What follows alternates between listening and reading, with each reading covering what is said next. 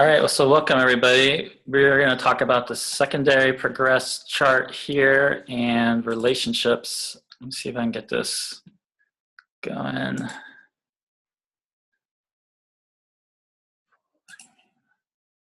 So I think can everybody see the screen? Does that work all right? Okay, great. Well, I want to thank Linda for inviting me and encouraging me to do this and for making this slideshow. With this exciting opening image here. And one thing about this, I was just thinking with these lovers in the water, I mean, one thing about water is a changeable fluid nature, and that's what we're really kind of looking at with the secondary progress chart. We're going to be looking at, we have the natal chart, so everything is grounded and anchored in our natal chart, but then our secondary progress chart, the planets are changing, they'll change signs, they'll change aspects. So it's something you have to just get used to when you're interpreting it, that it's sort of this way that your chart is opening up and evolving and changing while you still are sort of carrying that natal chart part of yourself at the same time. So before you just jump into trying to understand the secondary progress chart, the first place to start with relationships is just making sure you understand the natal chart in the first place. I'm not going to talk about anything in terms of how to do that because it's too big of a topic.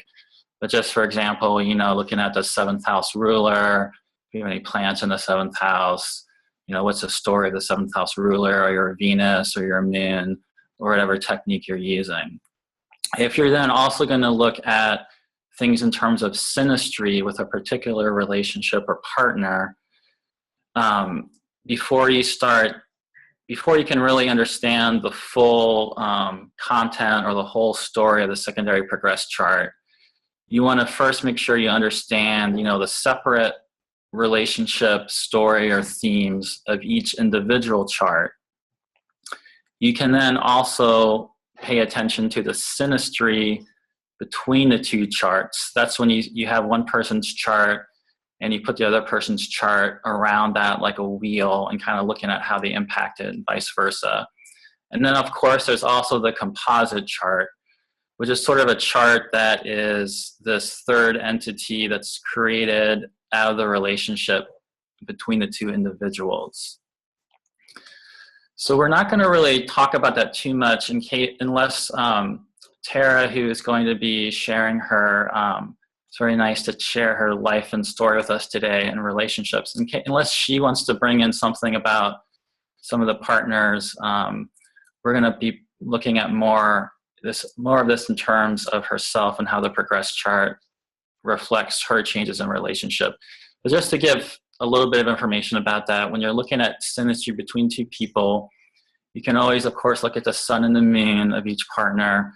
It's especially good to look at the sun and the moon of the other person instead of just sun to sun or moon to moon. And then the Venus going with the Mars of the other person, vice versa.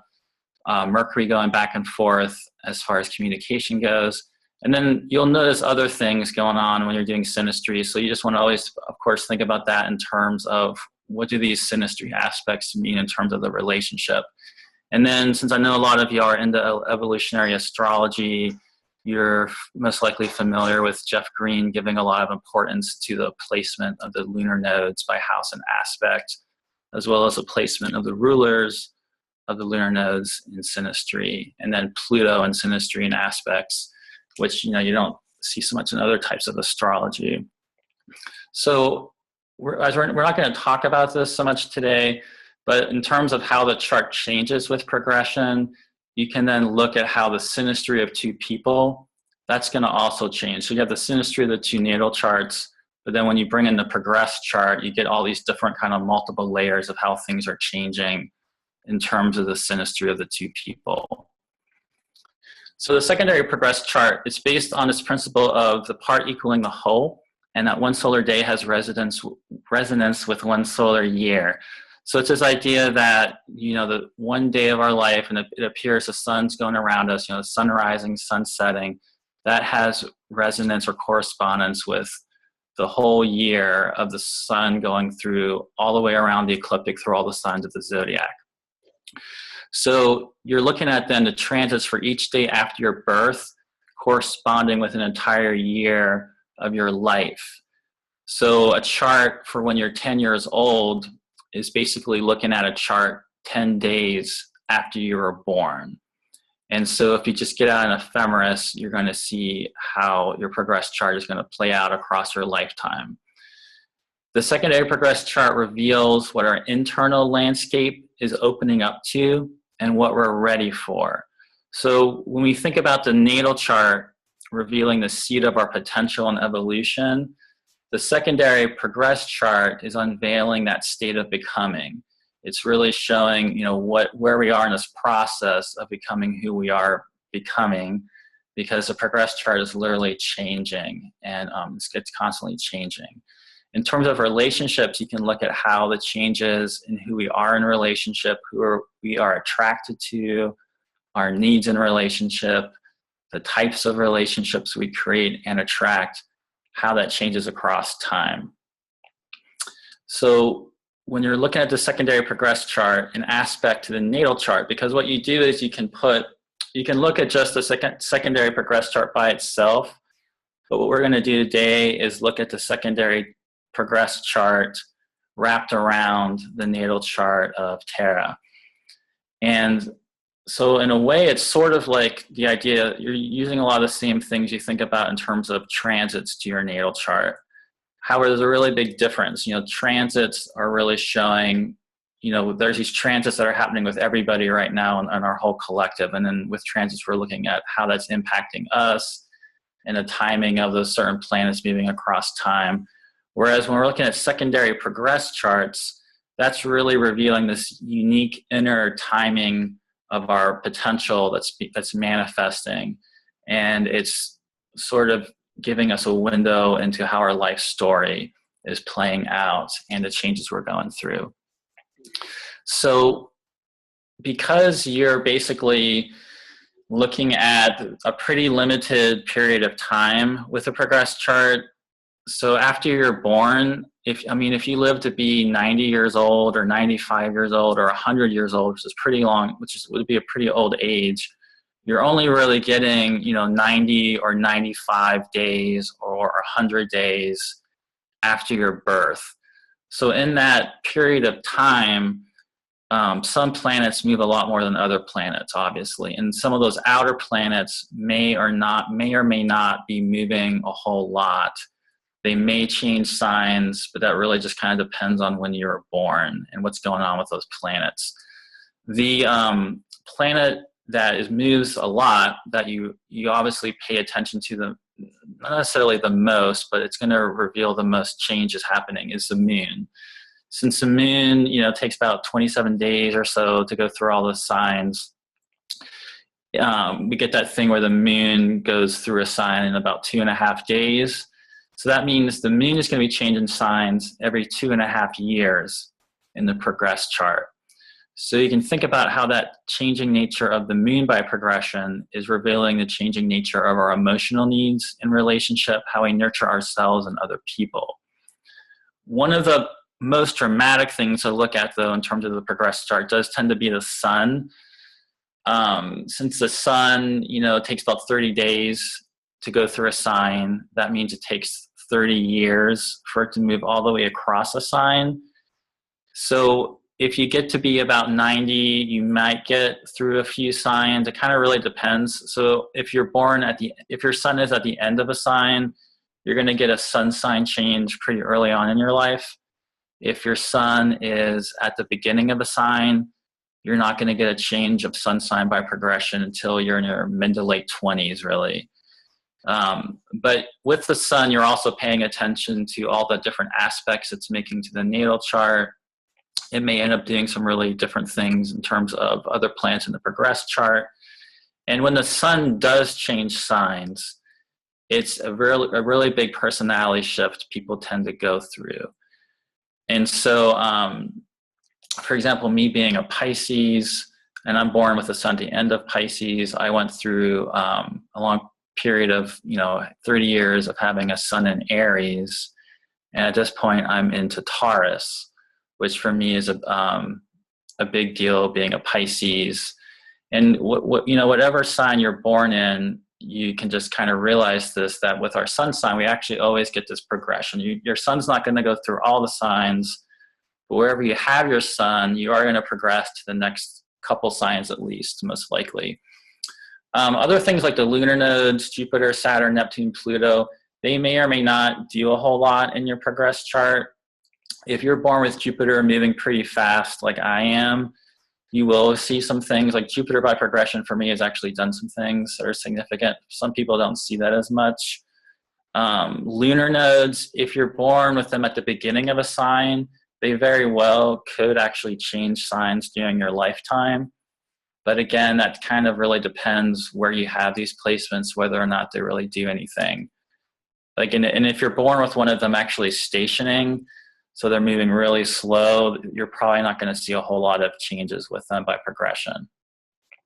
The other thing is to really pay attention to when planets are stationing retrograde or direct. And that's a big topic we don't really have time to get into right now. But especially Mercury, since it moves faster, you're more likely to see that in your chart. I know with Tara today, I noticed she's born right after Mercury station direct. So she's got this Mercury just moving direct by progression, most of her life. But a lot of times you'll have that happen, and it's something to really pay attention to. So another thing that we don't have time to go into, but I'm just going to bring up, because we're going to talk about in terms of Tara's chart, is the progressed lunation phase. So with the progressed lunation phase, you're looking at the relationship between the progressed sun and the progressed moon. And so you are counting the degrees between the sun and the moon. And so this really depends upon which lunation phase you're born into as far as the sequence of the timing of these phases. But it takes about 29.5 years to go through all the phases, which sets up this sort of rough approximation of 3.5 years that you move through these progressed lunation phases. I did earlier do an EA Zoom talk where I talked about this. There's 2 of them on it. So you could refer to that if you want to get more understanding of it. But we are going to talk about this today in terms of what lunation phase that Tara is in. So this is a graphic that Linda made for that previous talk. And these are just sort of general ideas that go with each of the progressed lunation phases. And you can just think about these in terms of relationship and what this would mean in terms of the relationships you're attracted to or creating, or the types of people you're meeting, and that sort of thing. So for example, at the new moon, there would be something new coming in, whereas when you're in this balsamic moon phase leading into that new moon phase, it's more this period of distillation. Things are really changing. Sometimes there might be some really extreme karmic relationships happening. And then coming into the new moon, there's some sort of new pattern or meaning that you're starting to come into, but it's much more instinctual, impulsive, a little more unconscious, and not really clear. Going into the crescent moon phase, then there might be a pull of some of these past relationship patterns coming up, and then other people kind of showing up that are sort of leading you into this new direction that you're going in terms of relationship. And so that idea of the crescent moon being about persisting forward, you could just basically apply to your relationship patterns. So what we're going to look at today is really over here in this gibbous moon transitioning into the full moon, because Tara is at the very end of a gibbous moon. So in that time period leading into the gibbous moon, this first quarter moon, there's often some really big extreme challenges and things we have to face. The idea of crisis is something that often comes up here. And then in the gibbous moon, we're still kind of in this budding phase leading into the full moon, but not quite there yet. And so a lot of times the relationships that show up here are really helping us transition and supporting us into the big illumination that's coming at the full moon. And then the full moon by progression, that is a really big time in terms of relationship, as you know, any full moon is, and it is in the progressed lunation phase. So that's the time where the entire meaning of the entire cycle, which goes about 15 or so years back, that's all being illuminated, and you're coming into sort of coalescing all this understanding of the whole cycle. And the way that usually happens is in the realm of relationship. And so there's often, some kind of really significant relationship happening then, and really big relational events. And then from that full moon, you're going into these other parts of the cycle.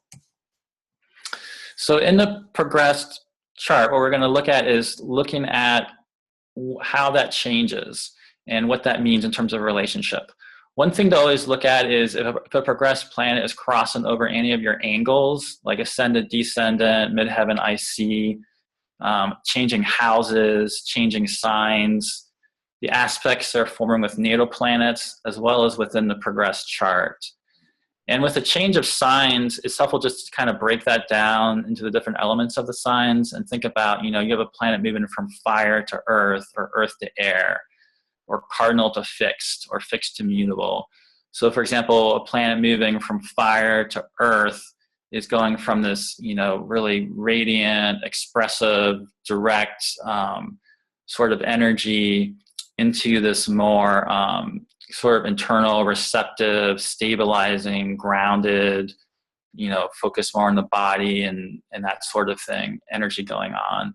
Versus, cardinal going to fixed will be more about coming into stability, versus a fixed planet moving into a mutable planet mutable sign is coming into more sorts of change and transitions and things shifting and that sort of thing, if that makes sense.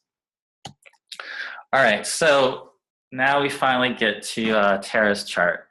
I know I had to go kind of fast on that first part, where we just had to do that to even talk about, have any time to talk about this. So Tara right now, what we have here is just her natal chart with the transits.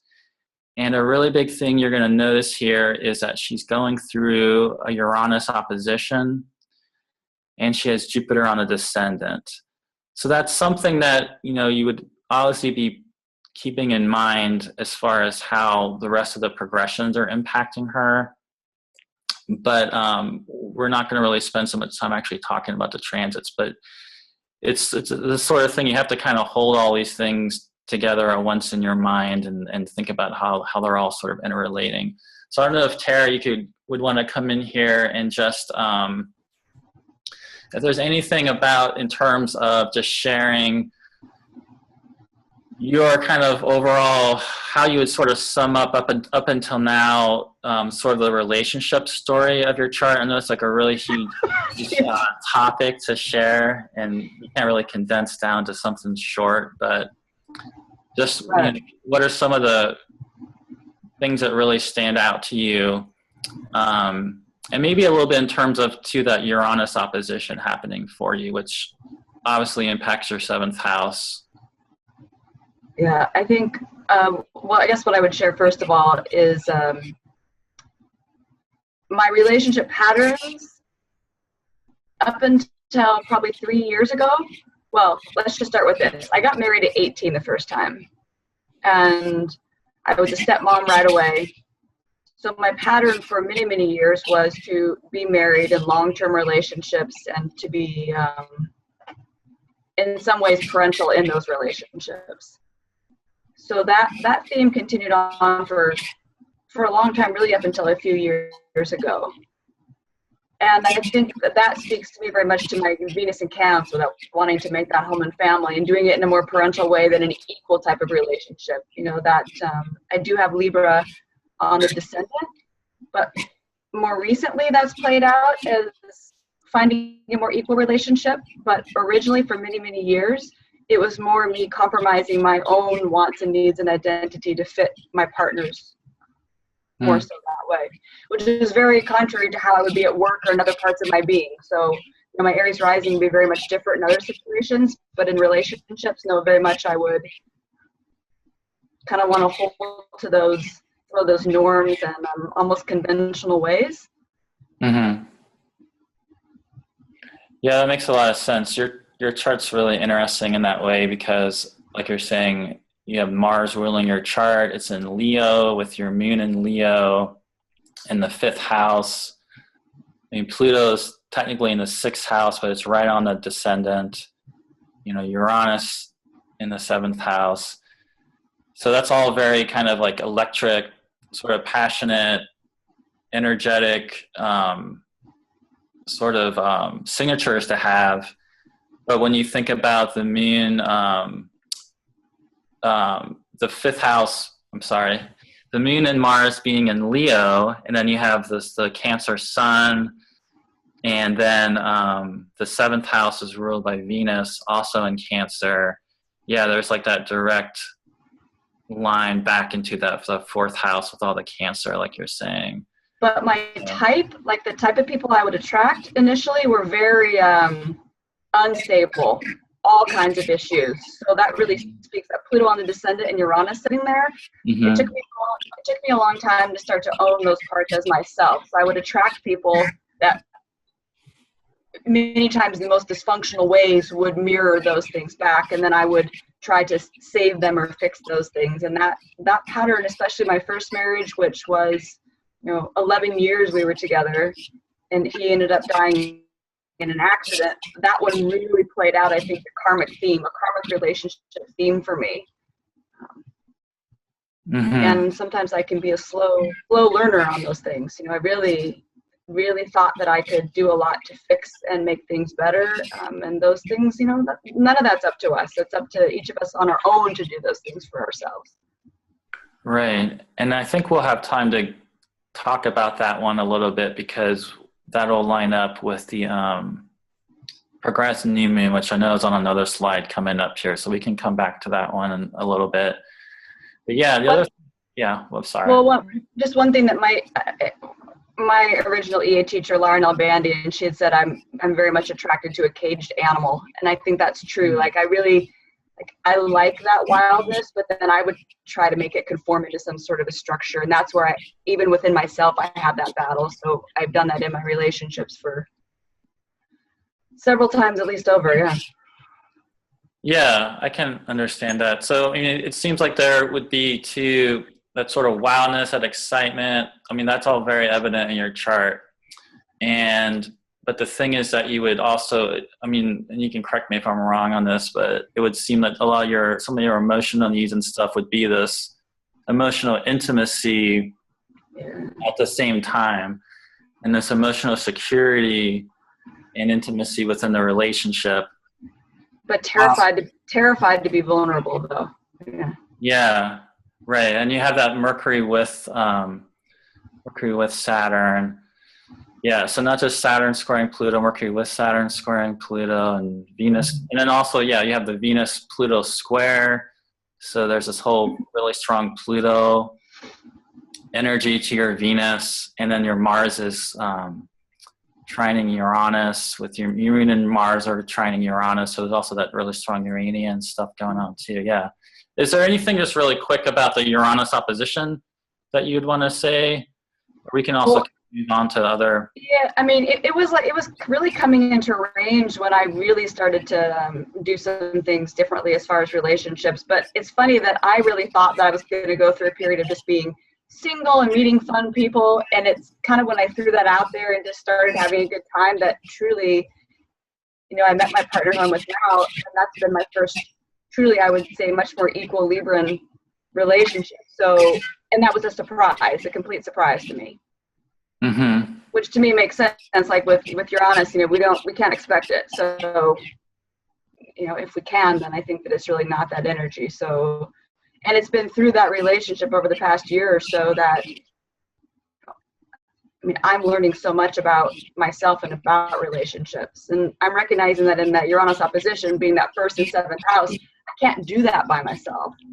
Mm-hmm. If I didn't have a partner and a partner who was available to really be present and own his own stuff and I guess be able to stand on equal ground, Yeah, so that to me speaks a lot to that transit. At least that's how I'm living it.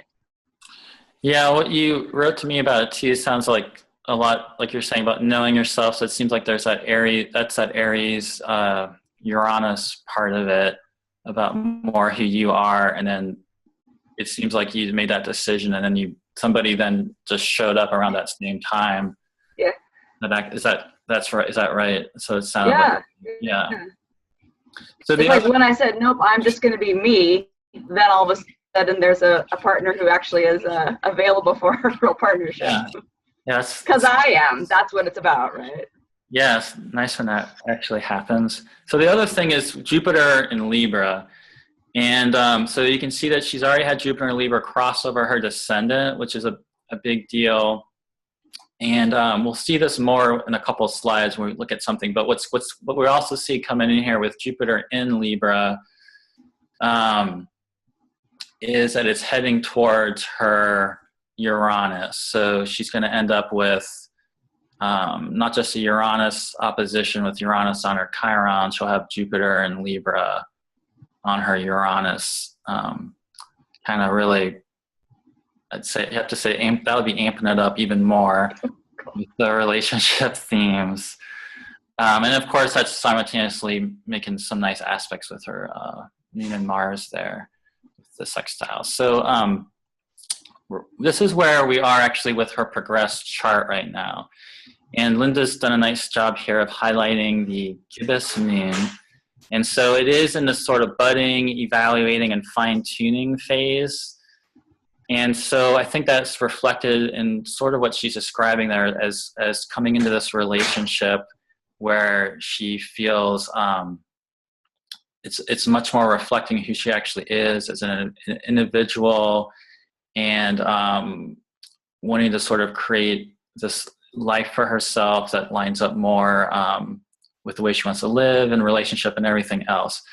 So we'll come back to this in a moment. But the other things you can see here are Mercury and Mars are combined in Virgo. And so this is the kind of thing you start seeing with the progressed chart that's really important to pay attention to. You know, she's born with Mercury in Cancer all the way down here in her 4th house with her Saturn. At this, and like I said before, if you look at an ephemeris, you can see Mercury had stationed direct after being retrograde not too long before she was born. And so Mercury is just shot all the way across her chart now and is caught up exactly with Mars in her 6th house.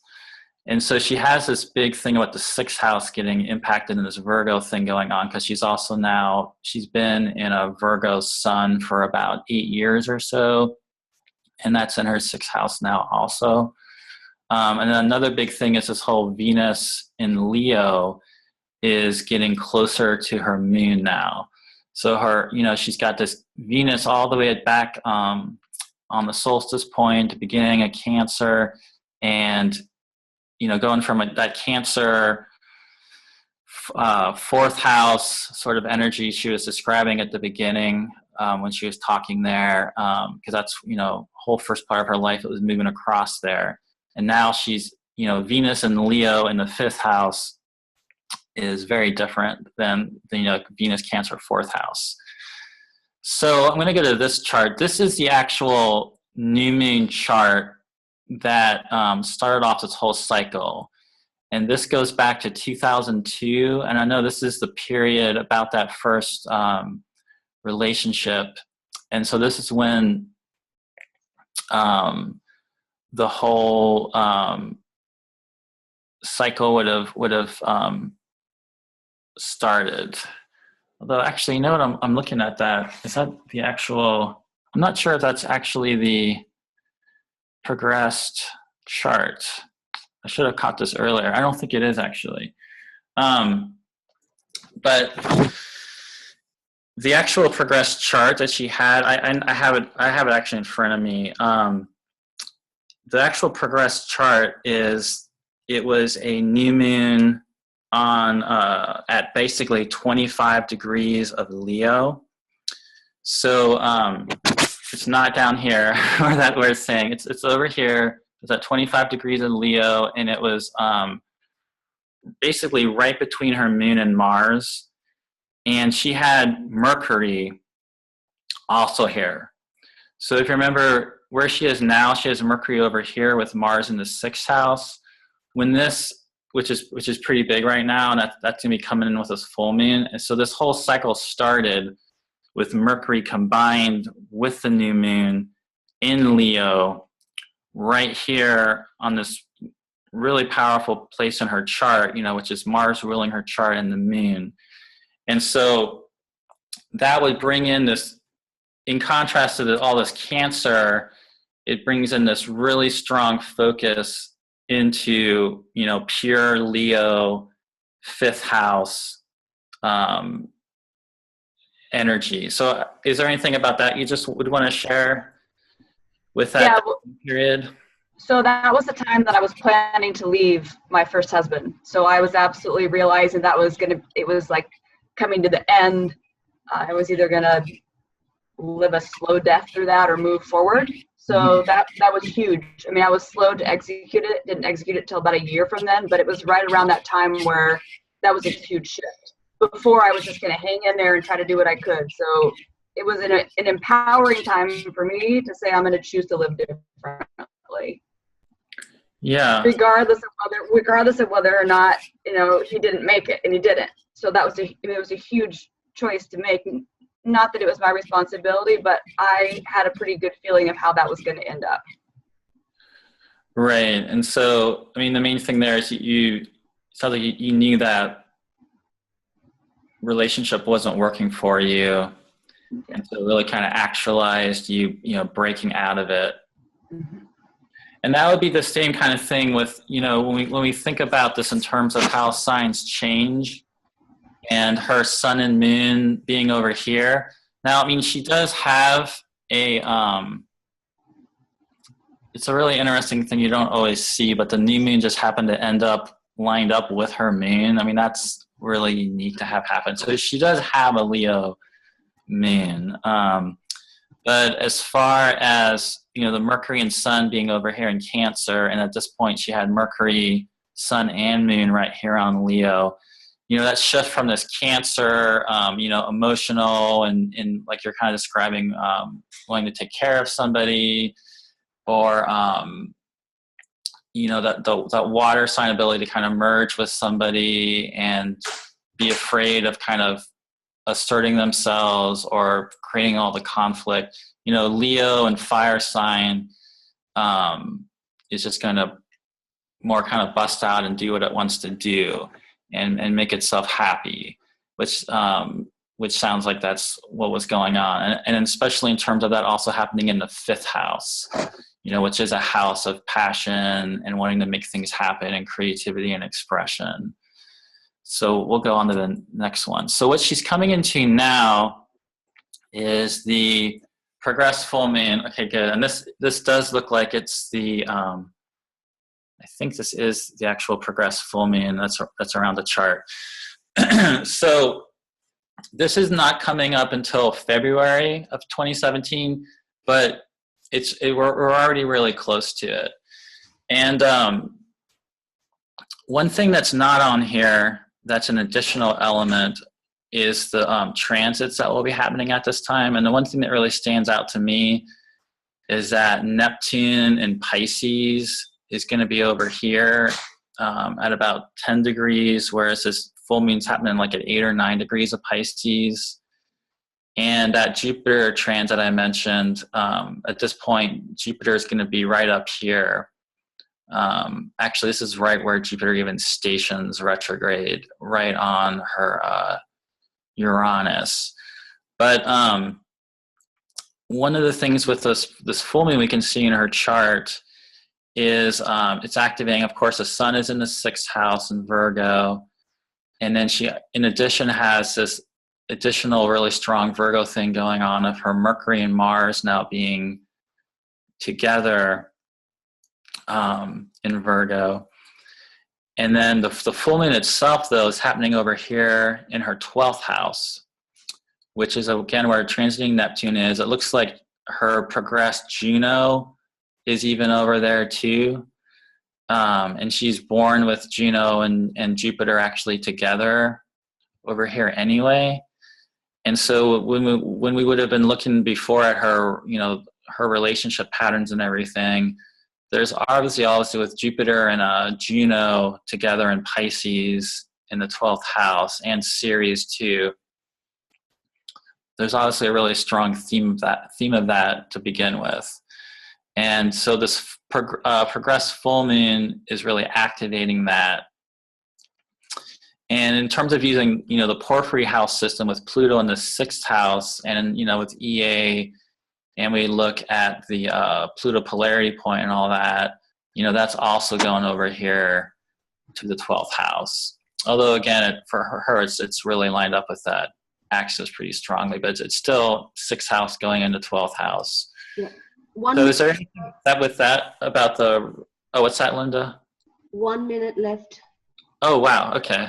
Well, what would you say about that, Tara? I mean, is there anything with the 12th house with some of those past themes at all that you could see getting really activated with that? I think letting them go and probably just really forgiving and moving on is what's there most to me. Mm-hmm. You know, like to choose not to have to continue to suffer or to feel guilt around those things, I think is a big part of it to me. And I think actually that creativity sits there as well. Mm-hmm. Yeah. And I mean, another thing too would be this, just real quick, would be this really strong element of the Mercury and Mars coming together in Virgo in the 6th house. So